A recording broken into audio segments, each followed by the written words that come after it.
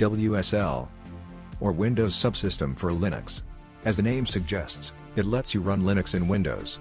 Made with the joint effort of Microsoft and Canonical, the publisher of Ubuntu. This is a gift to developers, making things a lot easier than ever. Now, moving on to enabling and installing WSL. Open PowerShell in administrator mode, then type in the following command. You can get the command from this article.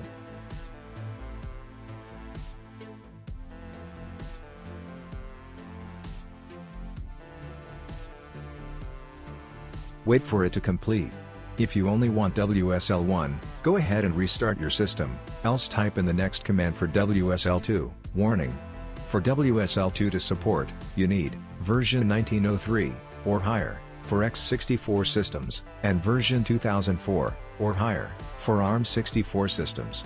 You can check it by running winver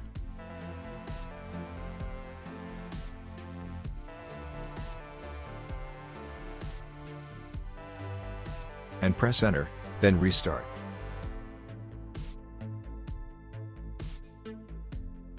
The difference between WSL 1 and 2 are mostly speed and compatibility. Restarted your system?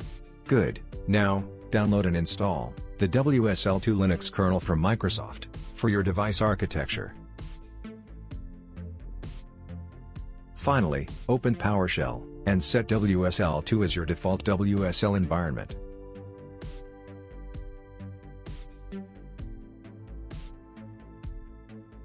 And, for the final act, install a distro from Microsoft Store to actually run it in Windows.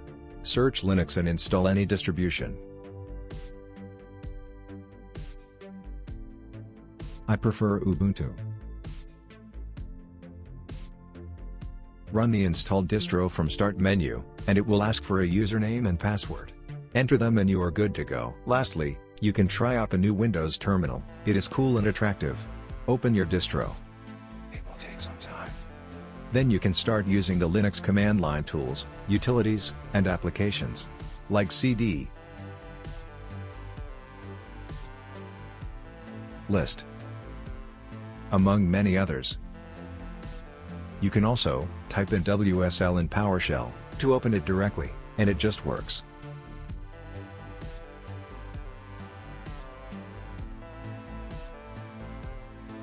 Wait, a quick tip. You can open File Explorer from here too. Type in explorer.exe, then space dot. Also, Visual Studio Code supports it very well. You can open it too using code space dot. All links are in description. Lastly, if you like the video, please like, share and subscribe.